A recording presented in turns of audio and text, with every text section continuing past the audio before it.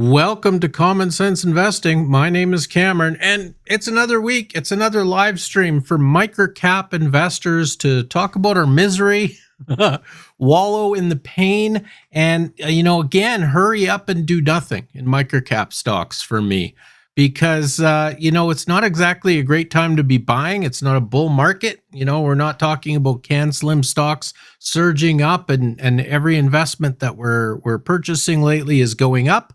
At the same time, I don't know if we're at rock bottom yet, or we already hit it and we're starting to recover, or if, something could happen that could make us go a little bit further. Who knows? I don't care about that. And I try every week to basically try to not time the market and discuss that. But I do like putting together some pretty good presentations for you, usually a little bit educational, a little bit opinionated.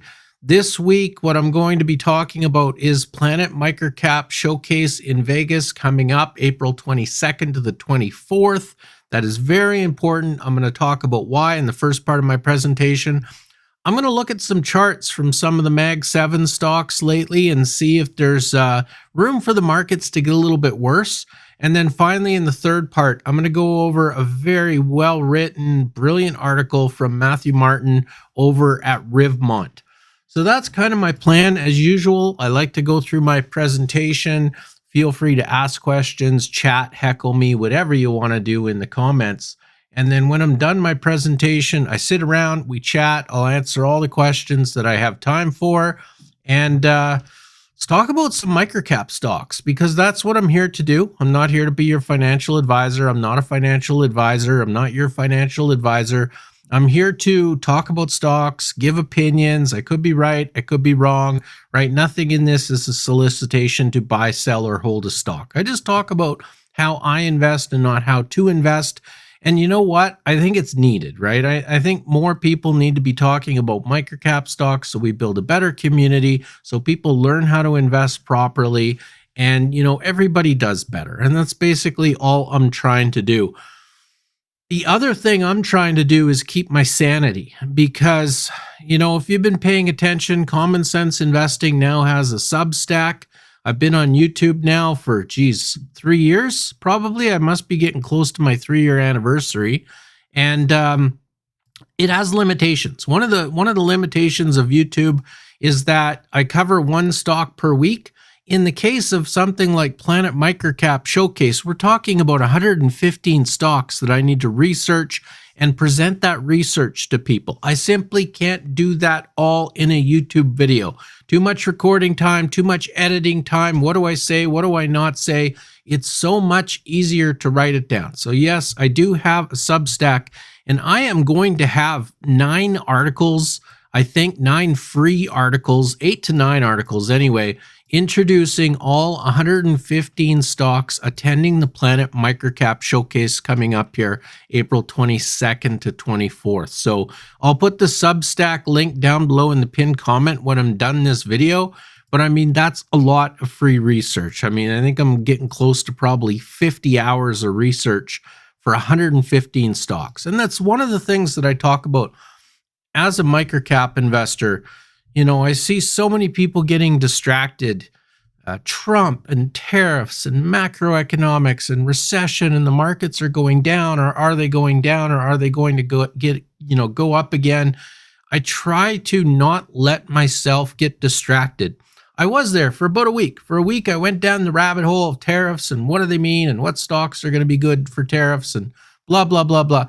I just found I wasn't getting anything done. It's always back to the basics for me, while everybody else is getting distracted, worried about what's going to happen in the macroeconomic environment.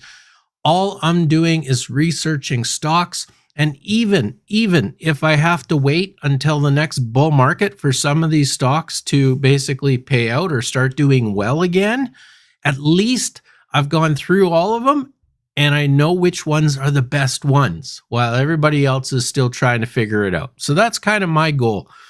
And, there's no better way to help me reach this goal than something like Planet Microcap Showcase, right? Because I swear I counted 115 companies, so I don't know if Ian's a little behind on this or maybe I miscounted. This was back on April 7th. Ian's saying 113 companies. It's a lot of companies. It's a lot of companies. But I mean, 540 plus investors going to this event, 1,400 meeting requests. This is very important. We'll talk about this. And the companies are much cheaper. So, trying not to get distracted again, what am I doing? I am looking at growing profitable companies, good management, growing earnings per share, something that I would want to own if I was buying a small business. Sometimes is what I tell new investors, right? Try not to make investing too complicated. If I look at a business and I think, this business, I would like to own it personally, and this would support my family and myself for the rest of my life until retirement, that might be something as simple as a stock that you would be interested in, right? So I'm going through all of these stocks, 113 to 115 companies, and this is pretty important. Now, why is it pretty important? I think you really need to understand kind of why I think I've been doing this, why I think Planet Microcap Showcase is so important for us microcap investors. And, especially in a bear market, I suppose it'd be true in a bull market as well. But right now, I appreciate them, a little bit more just because times are a little bit tough right now. But cash, 540 microcap investors, some of them are small, some of them are large. There's money going to this event. There's cash going to this event. Nobody goes to Planet Microcap with 0% cash in their portfolio, right? People are going. This is a shopping trip for investors, right? This is like going to Costco for investors, You're going there. You want to be knocked off your feet. You want to see the perfect pitch. You want to fall in love, or I always say don't fall in love, but people still do. You want to fall in love with a specific microcap stock, or 3 or 4 or 5.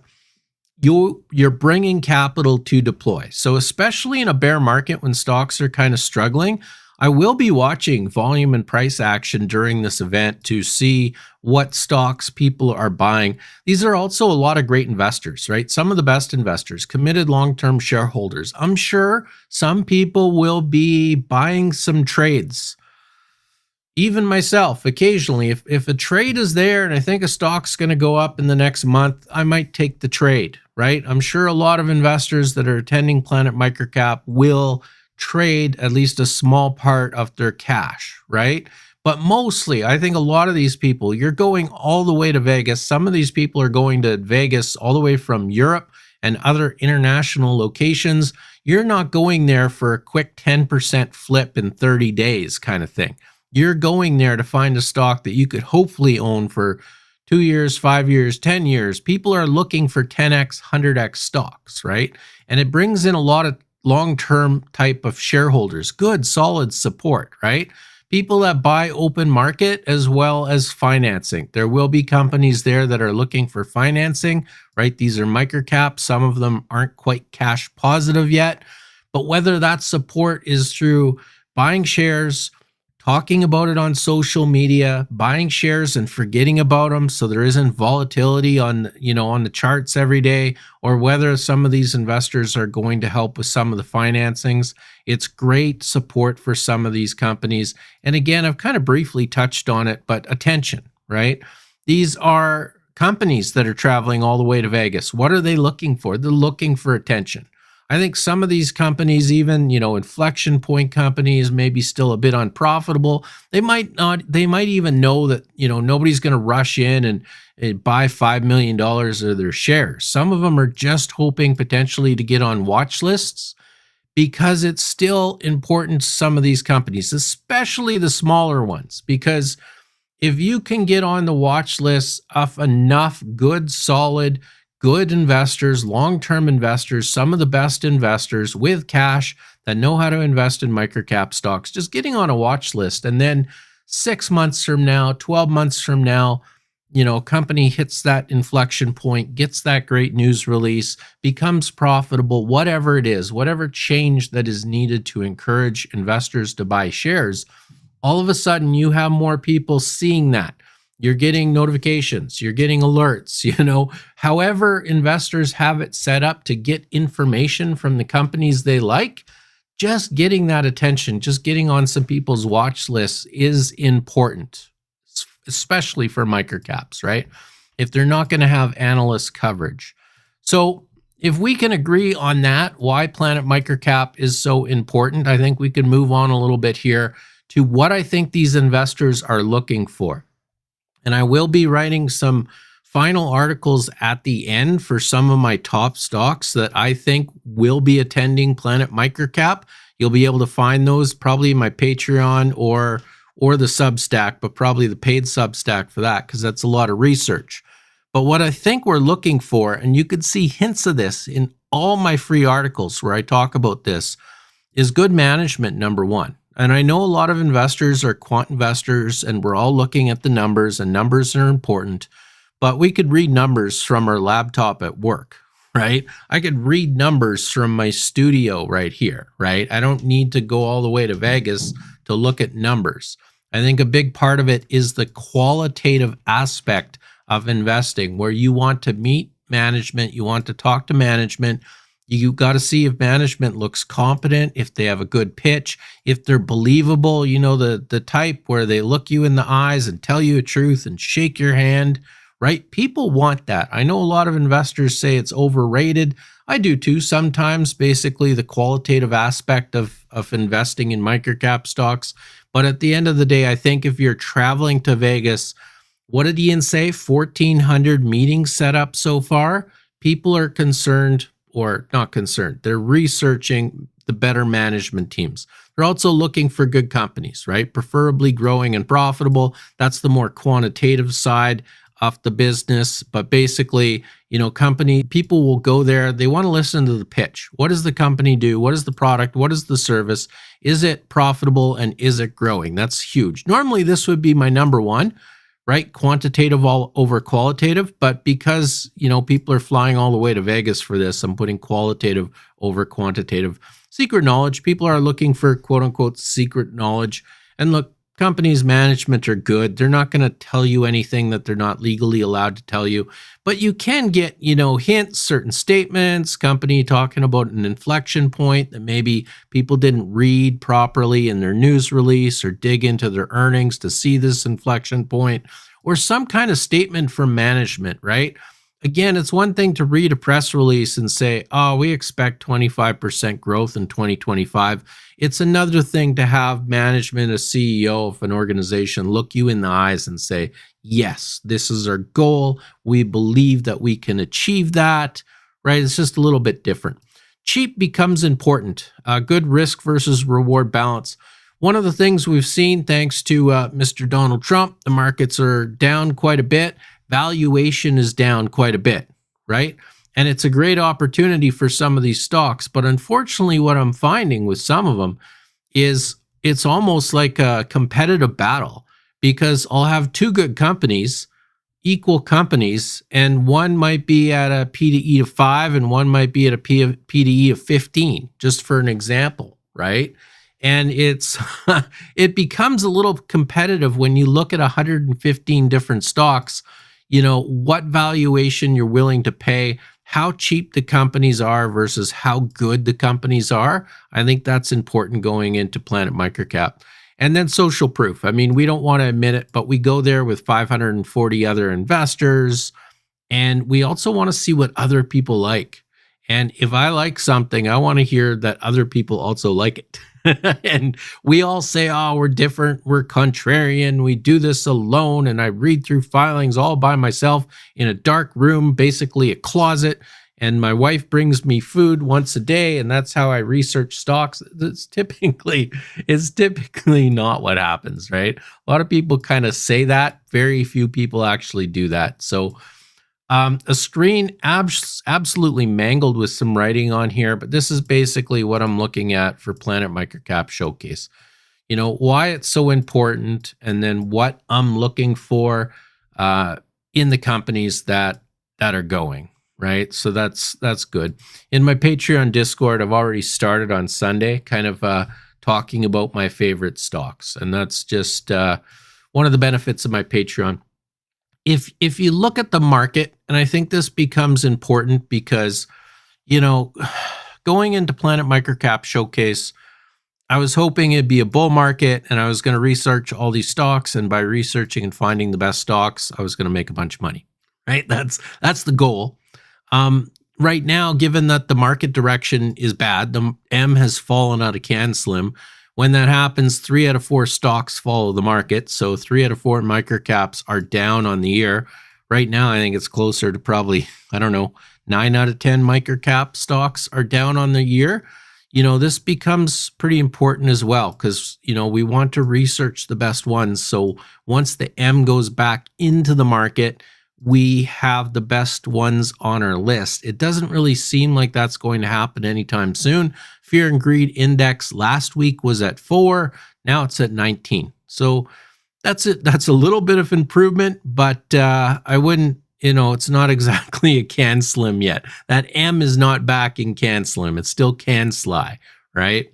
This is also what I'm looking for in companies, return drivers for 10x stocks, sales growth, good sales growth, 47% of a stock that returns 10x in what I forget what it was, 5 years or something. Ryan Telford said 47% of that 10x return is driven by sales growth, 28% is driven by profit margin growth, and then multiple expansion, 25%.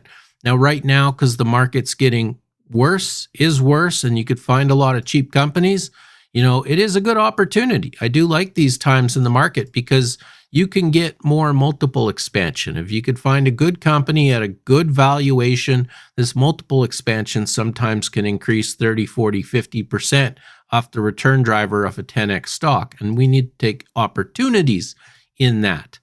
But one of the things that I want to talk about here going forward in the market is this is brilliant from, Matthew Martin at Rivmont. And I'm going to expand a little bit on this article in this live stream. But right now, I do want to discuss how important this is to basically calm people's nerves and fears right now. Because Matthew points out that historically, right, U.S. stock valuations historically is at an average of 16 times earnings. Now, we all know that the Magnificent Seven stocks were in a bubble. We've all been talking about it, right? So now that the bubble has popped, and I believe the bubble's basically popped, or at least partially popped, everybody's afraid that the market is crashing. But it's basically just what we've been talking about for the past 24 months, right? Historically, average of 16 times earnings, even after the recent pullback, according to Matthew, the forward PDE ratio on the S&P 500 is 18 to 20. So it's still pretty high. So can the market afford to go a little bit lower? I mean, according to the historical records of the S&P 500 over the years, it potentially can. And I mean, I think that's what we've been seeing because it does feel kind of good as a microcap investor to see, and I've been talking about this as well, if microcaps are going to rally someday, we need to be put in a position where megacaps aren't moving like microcaps. You shouldn't be able to invest in Meta or Nvidia and make, 1,000% returns. That's not normally how these megacap stocks work. You invest in these megacap stocks for more safety than massive profits. Your massive profits are supposed to be in the high-risk microcap stocks. So I personally like seeing some of these larger companies go down, though I always hate seeing retail shareholders lose money, right? But Nvidia is down 17% on the year. Talking about Matthew's P/E, I mean, this one's gone from, 81 trailing P/E, now at 37, according to Yahoo Finance, right? And some of these, of course, I don't know if they're 100% accurate. Just for the purposes of this presentation, I'm pulling them off of Yahoo Finance, right? PEG ratio on Apple going from 2.31 to 1.84. Apple is down 19%.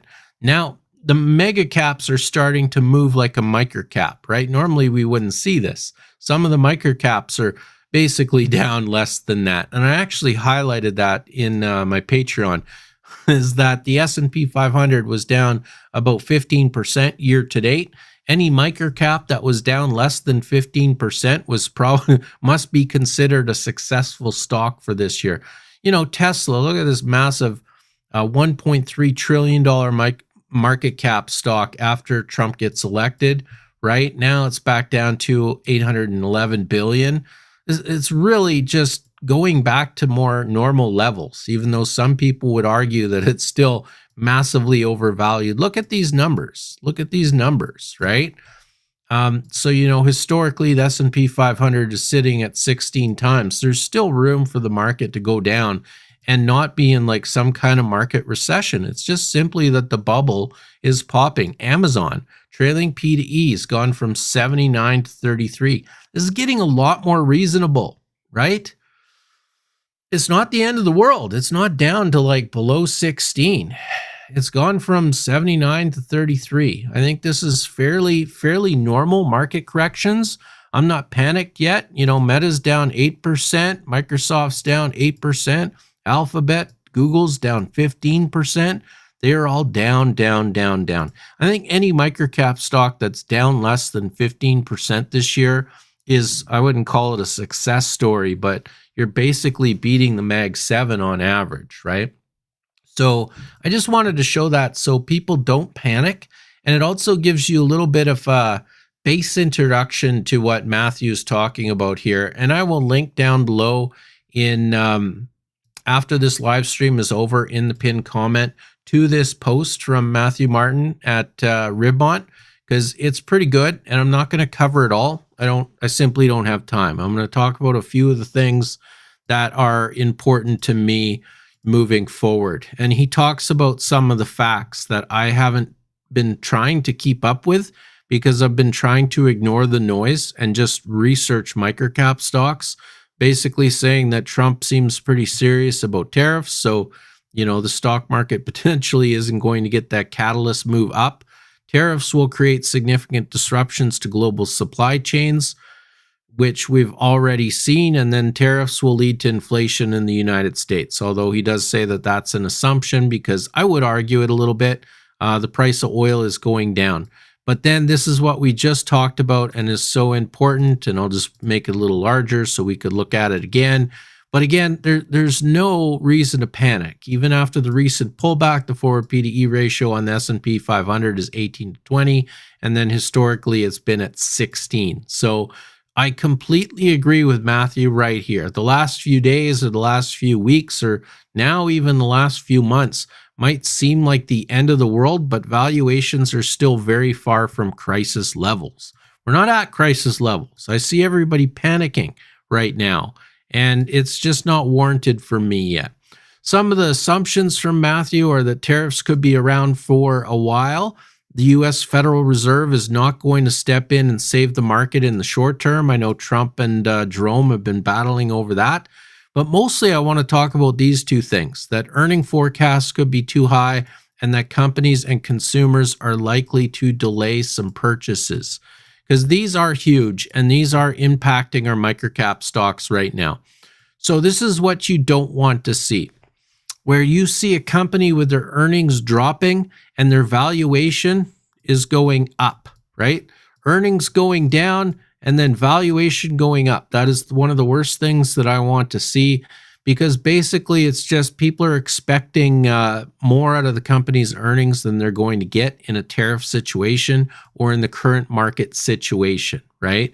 And so some of the companies that expenses are going up, maybe revenue stagnated a little bit, and all of a sudden the stock that looked cheap, that was sitting at a P/E of 5, potentially could be at a P/E of 10 or 12 or 14 by the time the year is over. And that's something to consider. Make sure when you're looking at your valuations, it's not just about the past trailing 12-month valuation of a company. You have to at least try. You have to at least try to predict the future a little bit to see where earnings will go, and then look at the valuation and see if it's as exciting. The main thing, though, that I have to say right now, this is probably the largest thing impacting microcap stocks right now. I know I got a comment here already. ADF is cooked. ADF Group, steel manufacturer out of Quebec, Canada. People are saying that right now because that's one of the best examples where purchases are being delayed, right? Capital is not flowing right now. There's talk in the news of all these companies that are going to open up here and open up there and go here and go to the US here and everywhere. Everything's going to be great. Maybe that will happen in the long term. But right now, we're seeing companies with a lot of front-loaded inventory already, saved up to avoid those supply chain disruptions, as well as companies that simply won't invest in large capital projects right now because they don't know what the cost is going to be. ADF Group is one example right now because thanks to the steel tariffs, they're actually paying tariffs on orders that were purchased before any of this ever happened. They're working on orders that now had a 0% tariff when the contract was signed, and now there's a 25% tariff today. Who's going to pay that?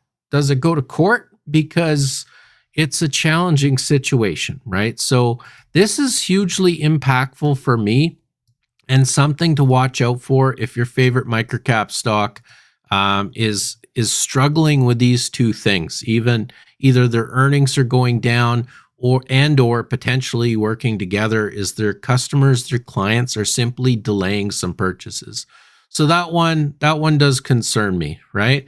But basically the plan for Matthew, and my last live stream last week, I talked a little bit more about my plan. It's scary how similar this plan is to mine. Know what you own. Basically, I did trim or sell a lot of my weaker stocks that work well in a bull market, but not so much in a bear market. That's part of adjusting, is changing your mindset. In a bear market, I tend to have less diversification because I sell off some of my weaker stocks and I invest more heavily in some of the better companies, right? Let the better companies rise to the top and then get more attention from me. And that's part of what Matthew's saying here. Get rid of losers if necessary. Don't be afraid. I talk about stop losses all the time.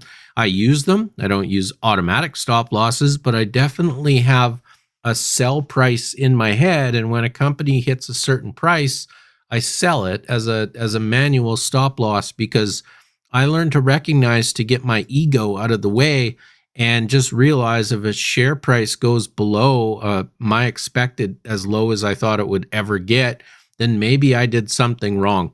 Focus on simple businesses, which I completely agree with. One of the things going through, Planet Microcap Showcase and their 115 stocks, there will be an advantage to going there in person. Some of these stocks are complicated, right? And I think speaking to management, trying to get an idea of what they actually do for a product and service is a lot easier than, trying to figure it out on a computer with a bunch of computer screens up like I do. And then finally, I think, again, the most important, and I'm going to highlight it here, I love this. I know it is a bit of a cliche, Matthew says, but skate where the puck is going. This is an old Wayne Gretzky quote, right? And I love using it as well for microcap stocks because, again, it's not necessarily about the history. The history of a company is the best predictor of its future. But at the same time, microcap stocks are lumpy, cyclical, and things can change. So you really have to try to go where you think a microcap stock will go. Just because it has been successful doesn't necessarily mean it will be successful. So you really need to think about that. At the end of the day, for Matthew, owning under the radar small cap opportunities that are cheap, and for him, under 15 times earnings. And look, there's some good companies out there well under 15 times earnings right now, thanks to what's going on, right? Seems like a pretty safe bet over the long term. It appears like a great place for capital to go next. And why is this? Because, if we move up a little bit further here, talking about a severe correction in the larger stocks and people panicking, most of the money in small caps, in microcap stocks, most of the money left a long time ago, right? We're actually waiting for that money to come back. Even the bull run that we had in 2024, when some of these microcap stocks were making us, 100%, 200% massive returns, most of them, some of them did, but most of them didn't even hit what I would consider a fair value price yet, right? So it's amazing that we had a 12 to 15 month bull market in 2023 and 2024. And in my opinion, a lot of these stocks Still didn't hit a fair value price. And now guess what? Right? They're cheaper again. They're cheaper again. As long as the future, we could look at the future. At the end of the day, when Matthew wrote this, his fund, Rivmont fund, 25 to 30% in cash. I was actually at 25% cash. I went down to like 1%. I spent it all basically last Friday, Monday, when the markets are really bad. I spent a lot of money, and so I wonder how much Matthew's spent here. And basically, I talk about this every week. Try not to be too afraid. Right? We had this correction in 2022. We arguably had two corrections in 2022. We had one in 2023, believe it or not, right? This was, I don't even remember this one, but that was pretty significantly down. This one's almost better just because of how quickly it happened. Assuming it's going to, like everyone in the history of the stock market, recover, and trying not to time it. Same old, same old. I'm doing my research. I'm researching 115 companies from Planet Microcap. I'm trying to find the best ones, and I'm sticking to my plan. Find the best companies, good companies, growing, profitable companies that care about shareholders with good management teams, and that's what I'm looking for. And that's it. That's my presentation. Planet Microcap coming up starts in 8 days. So I got to get this research done. That's for darn sure. But now's your time for questions, comments, concerns. What's going on? What do we need to talk about? Please talk about my favorite, NB. What is NB? I have no idea what NB is. Let me know. ADF cooked. Cooked for now. I'm not too worried about it. I don't know if I could bring it up here. Have you seen my post on X about ADF Group? Let's see if I could find it. But essentially, ADF Group is cooked in the short term, potentially. Well, we don't even know how long that will be. But there it is. Basically, here is ADF Group. That was the steel tariffs in June 2018 to May of 2019 right there. And that is a little bit tiny on this screen, so I hope you can see it.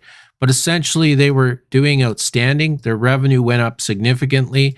The steel tariffs hit in June of 2018. They had a slight bump down for 1 year. These tariffs were in effect for 11 months. 11 months. Can we get that resolved in a shorter amount of time? After that, after 2019, went up significantly. Actually beat 2018 right out of the hop here, right? 2020 was a pretty good year. 2021 struggled a bit. COVID, right? Not their fault. If you can ignore this COVID thing right here, basically as soon as the steel tariffs ended for ADF Group, they went straight up to where we were at in 2024. So, I mean, it's tough to say they're cooked. Are they cooked here? Right? Are we probably going to get a down year for ADF Group? Absolutely, with the steel tariffs. But it really depends as a shareholder. Are you worried about losing money in 6 months or share price going down in 6 months?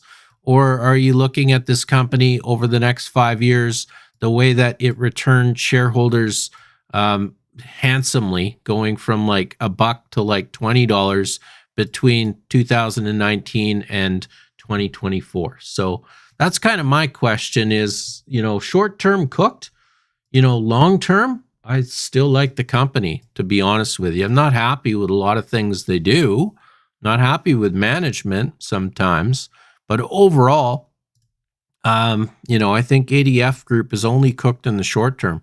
The hardworking ones will get through this. Yeah, and again, we're coming to the cash positive, strong balance sheet, financially, fundamentally good companies with competent management teams. We're getting back into that, right? That's what happened after the crash in 2021, 2022, is we went through all the stocks. We found the ones that, ignore that high top line growth, but they need a financing every 3 to 6 months, right? Those companies went down and down and down and down. The ones that recovered quickly out of 2022 were the hardworking ones that were profitable and cash positive and great management. What's your take on VHI? I saw they were on the Planet Microcap list. Look, Vital Hub. That's Vital Hub. Vital Hub, I feel almost frustrated, maybe a little bit embarrassed that I never covered this one. I don't know how I didn't cover this one, right? Now, as a microcap investor, you have to be okay with missing some stocks. You're never going to get them all. It's impossible. But Vital Hub bothers me because it's in an industry niche that I like. It's been a good company for a while. Why the hell I didn't cover it, I don't know. Some kind of mental block. The problem is now, my question with Vital Hub a little bit is all the juice squeezed out of the orange? It's sitting at a $548 million market cap, $548 million today, and they had $71 million of revenue and like $5 million EBITDA. So if you look at it on a pure valuation standpoint, if I go back to that slide where, if you're looking at top 10x stocks, what to look for, and 25% of what contributes to a 10x stock is valuation expansion, I would argue that the valuation expansion is gone out of Vital Hub. In saying that, they're going to end up high up on my list because it's still a good, well-managed company. They've proven they can do acquisitions competently, at least most of the time.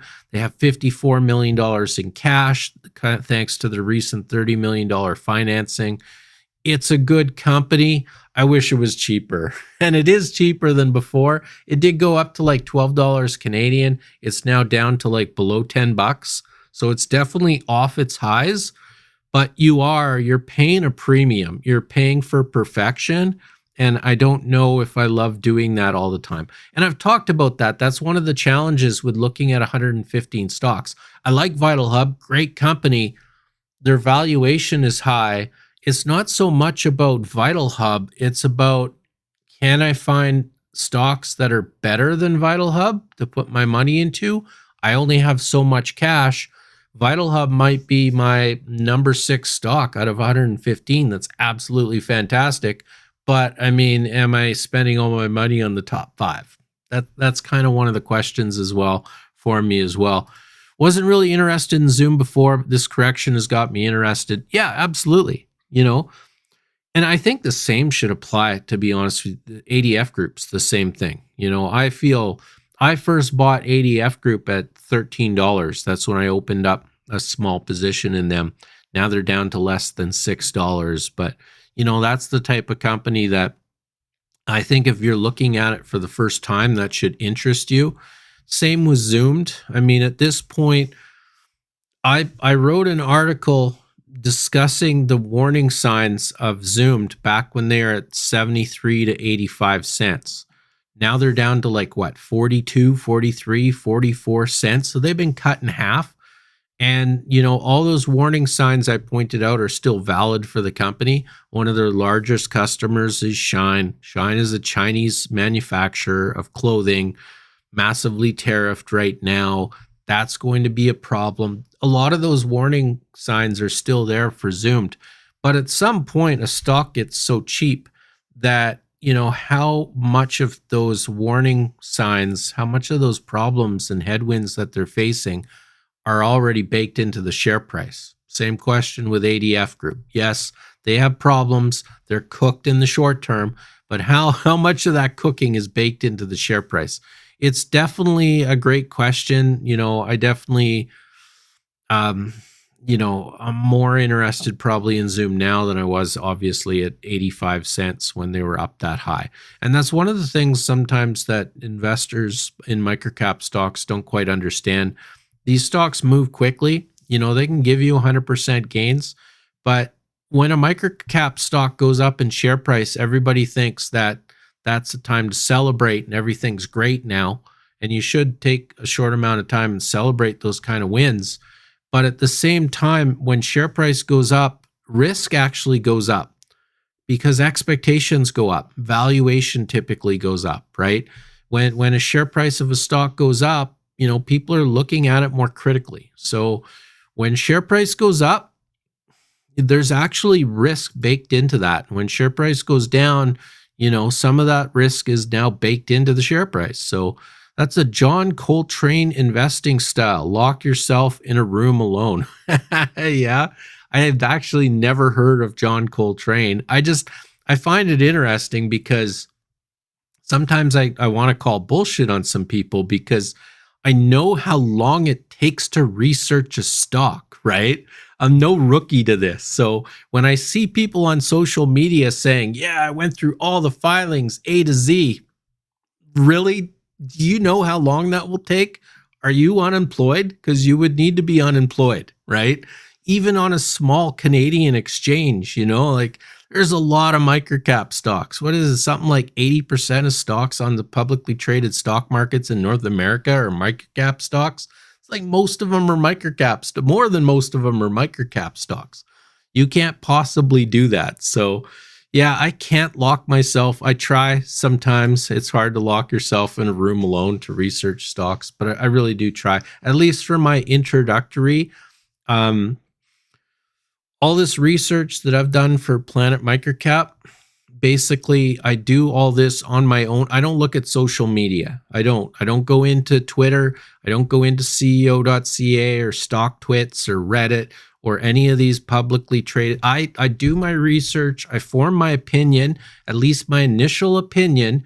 And then and only then afterwards, now that my research is done, do I actually go to social media and start looking for other opinions.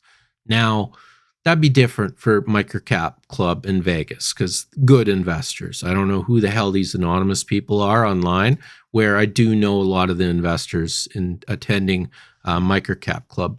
I'm sorry for shareholder of ADF Group revenue up 8% post-tariff. Do not look good for the long. Oh, I disagree. I think it looks great it looks fine for the long term. It doesn't look good for the short term. Depends what your definition is, I suppose. But, short term for me is 12 months. Long term for me is 5 years. I think ADF Group in 5 years looks set up very nicely, to be honest with you, assuming that we can get relations fixed with the United States and Canada. I believe we get there 100%, or at least 99.9%, right? It makes no sense for Canada and the United States to not be economic partners long term. I think this is a short term event. I think people are a little bit too panicked right now. Any news about Well Health earnings? Nope. They're supposed to report tonight, this evening, tomorrow morning, somewhere around there, right? I haven't gotten an email, at least up until starting to record this. So I don't have news on Well Health Technologies earnings. They had their earnings call tomorrow, last I heard. Yeah, that's what I thought, is earnings was coming out this evening, earnings call tomorrow. I thought I saw some people kind of freaking out because it wasn't released right after the market close. I haven't seen it yet. I don't know if it's out. I haven't had time to go look. I was preparing for this presentation and live stream, right? PFE, not sure what that was. Any thoughts on Zoomed at the low 40-cent range? Well, talk to the company. My thoughts on Zoomed is what's happened next. Because again, previous success doesn't guarantee future success. The concerns with Zoomed are that a recession is going to reduce global ad spend. They're going to lose a lot of their Chinese customers that are selling into the United States because of the tariffs. The question is, how much damage is there going to be? My thoughts and complete speculation on my part is that Zoomed is coming to Planet Microcap. I don't think they'd come all this way if everything was crashing and burning. I expect that they're coming to Planet Microcap to say, please stop panicking, right? Yes, we're losing some revenue here from Shine selling into the United States and some of the other risks that I linked in my free article. But also, we have other revenue coming in from these other directions, other sources that are going to make up for this revenue, and we're going to be okay. And, that's all it would take, because at this point, at the low 40-cent range, Zoom Technologies is priced for declining growth in 2025, in my opinion. It's priced for declining growth. So if they can come to Planet Microcap and say, bullocks, not true, right? We're still going to get growth, any growth, even if it's just 10 or 15%. It's not another 100% year over year growth. But if they can just report a small amount of growth, their share price really isn't priced for that right now, right? So again, for me, it's balancing the risk versus reward. And, go run your own math. Go run what you think that they should be worth if there's any growth. The big concern is that Shined is 40% of 40% of their revenue right now, and if they lose all 40%, I mean that's hard to replace. Is that going to happen? But what's the company going to say? Edmonton Public Transit looking to increase safety. G&M article. Can you ring up the president, a gatekeeper, and ask him to make some deals? Yeah, he should be doing that. And look, there's some companies through all this tariff situation business that should gain from this, right? I think eventually that maybe I'm naive here. No, I shouldn't be naive. I'm pretty old and grumpy. But I do think that Canada and the United States repairs their relationship. Maybe it takes 3 months, 6 months, 12 months. I think it gets repaired, right? And what won't get repaired is that I think Canadians aren't going to forget it. Even once the relationship is repaired, the Canadians aren't going to forget it as quickly, right? We're in a bad time right now in Canada. Arguably, we're already in a recession. Our media has made Donald Trump this monster, and tariffs are the economic destroyer of everything in Canada, when that's arguably not true, but it does hurt us. So Canada won't forget. And that means that Canadian provinces, governments, large companies will be looking to hire more Canadian companies.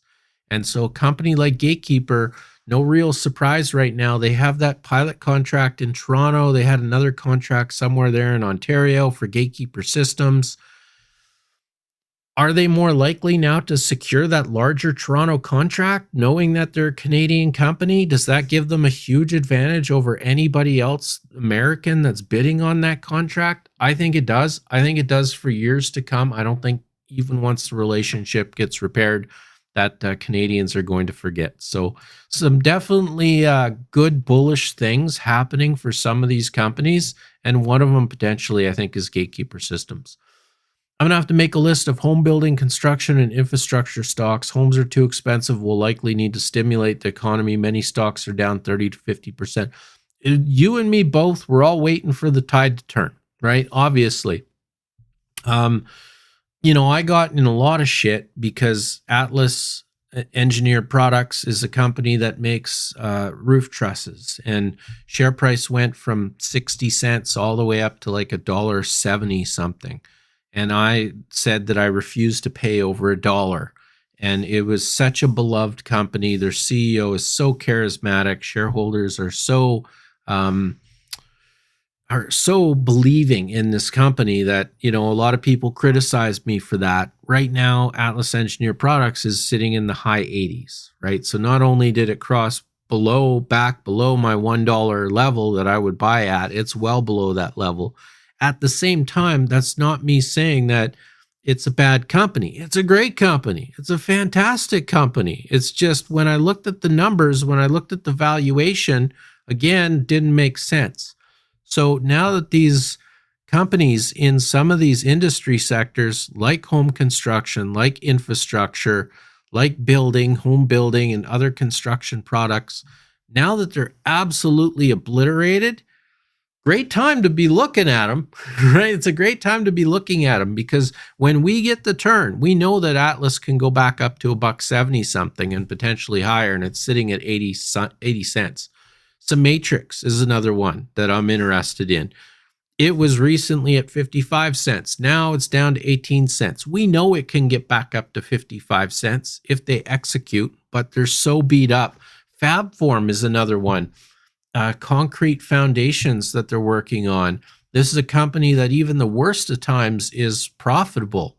And yet, they're in the worst possible market in Vancouver, is where they're headquartered, selling in Vancouver. So once we get a turnaround in some of these industry niches, there's going to be some huge opportunities, I think. WRT and VHI, there are people on a popular lunchtime investment show saying VHI will double in the next year. Do you see this as anything's possible? I try not to make price predictions like that.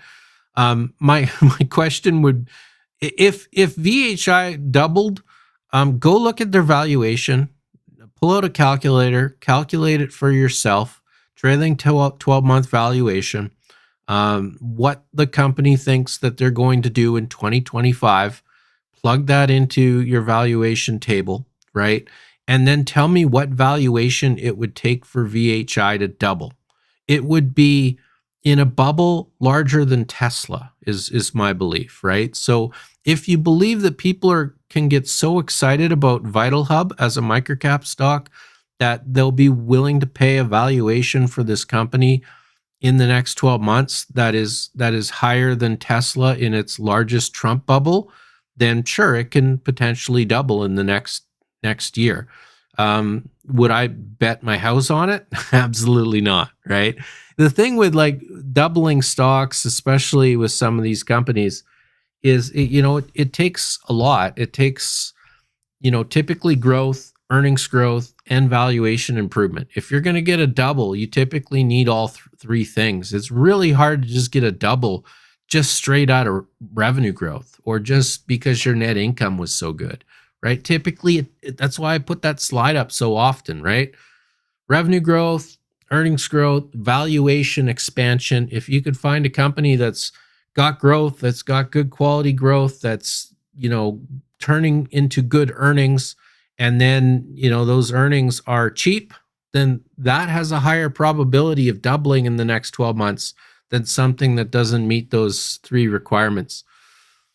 NB from Chad is an American company that is supposedly developing a mine in Nebraska for rare earth metals, but they have been doing this for 14 years and still have no sales. Last year diluted by 22%. I think you kind of answered your own question there, didn't you?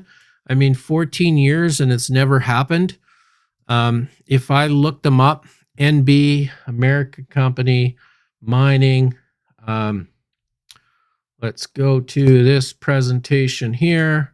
If that's the company, 1 year they're down 21%, 5 years they're down 67%. They've never made shareholders money in the past 5 years. I don't know why I'd be interested in that.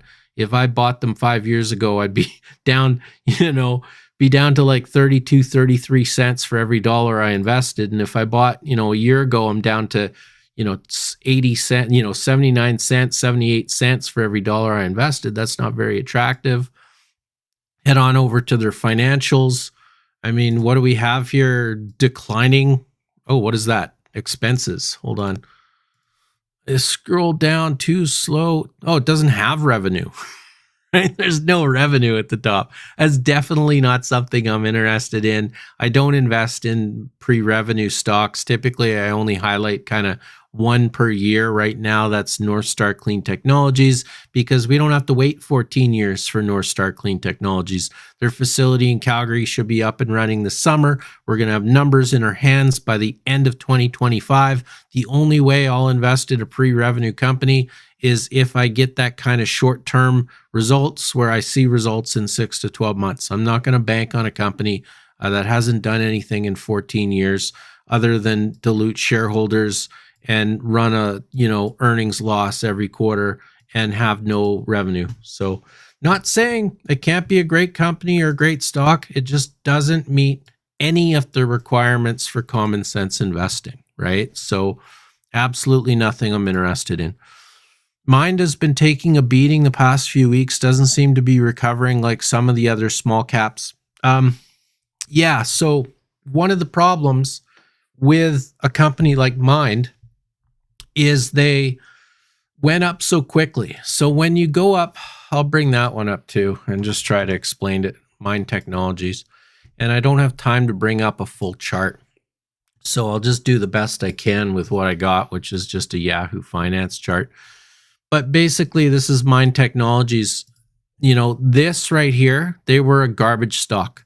What happens is they had preferred shareholders that were getting paid huge dividends. The common shareholders weren't seeing any returns, and the company was basically crippled, was the best way to describe it, because the preferred shareholders were taking all the cash. Any amount of cash they made was gone to the preferred shareholders. The company couldn't grow, it couldn't invest in growth or anything else. I found this company and invested in this company here. Once they got discovered, basically once they bought out all the preferred shareholders or transitioned them to common shareholders and then reported earnings, people figured out that they were growing and profitable, and now they don't have any more preferred shareholders, and they shot up from $3 to over $10. The problem with this type of setup, the problem with going up so high so quickly, is you don't build any support.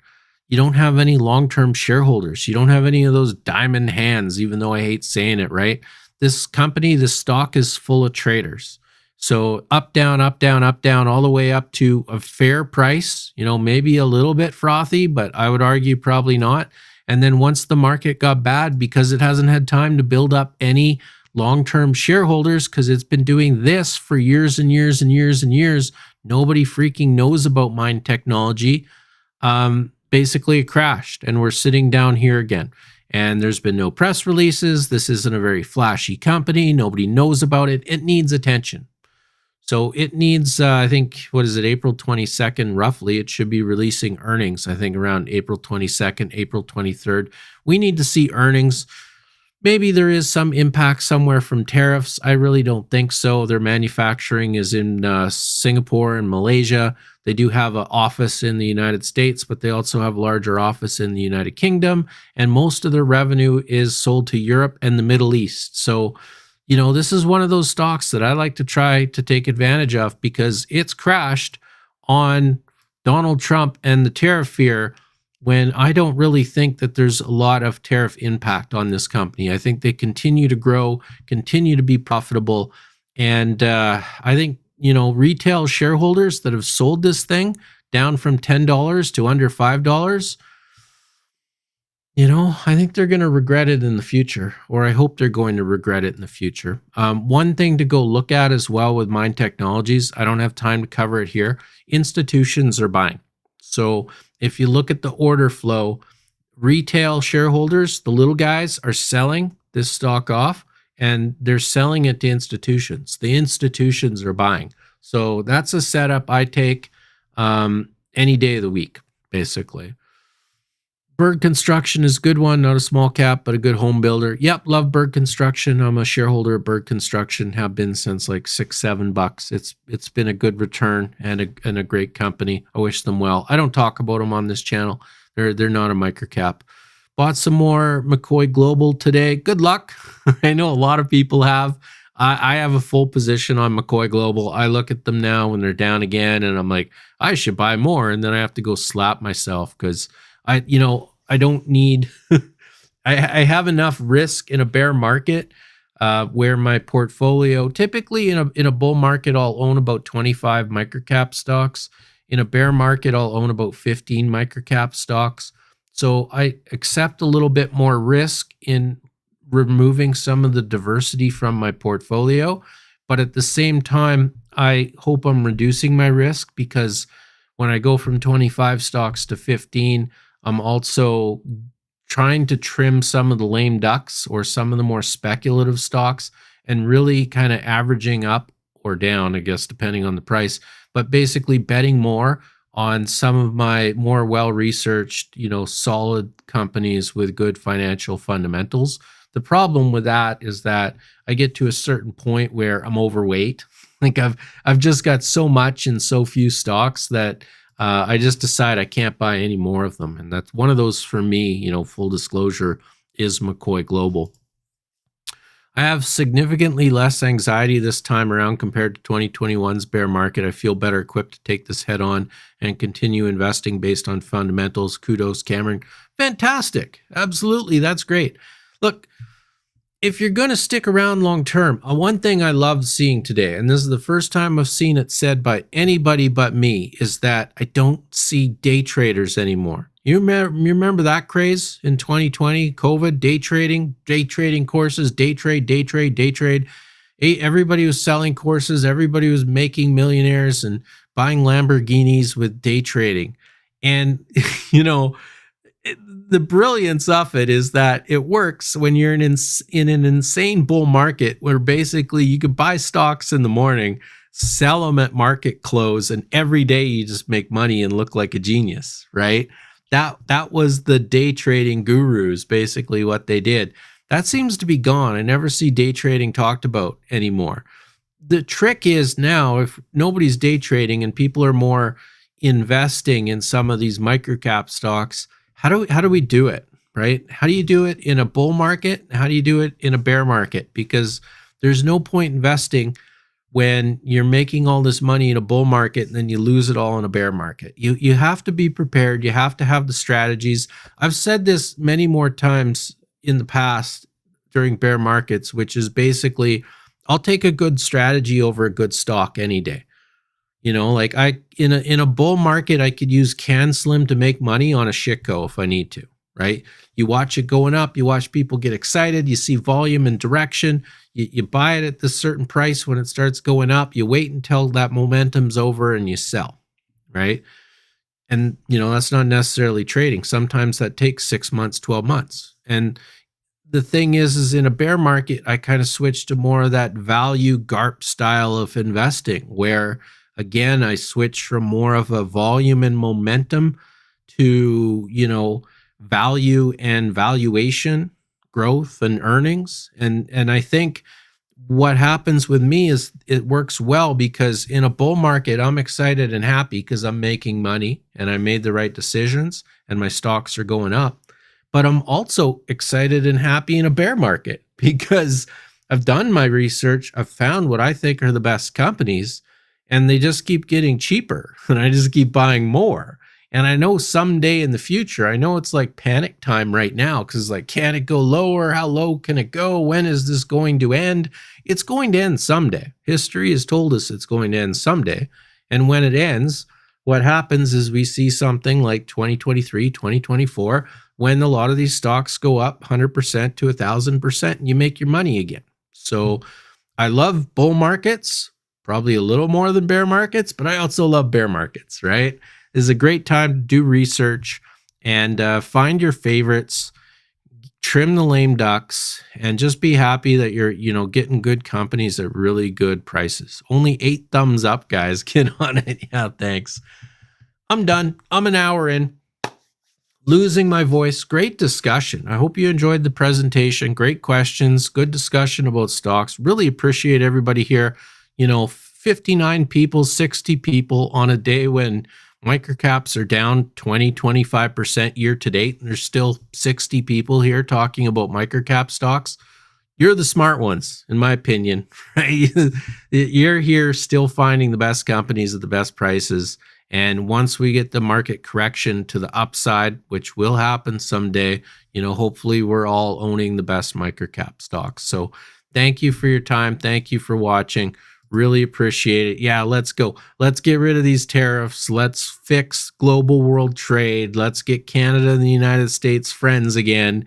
And then finally we could see some of our stocks go from 3, a P to E of 3 to 15 where they belong, right? And then we're all happy, right? So wish us luck. Wish us luck. It's going to be a challenging week, and I'll see you again next Monday.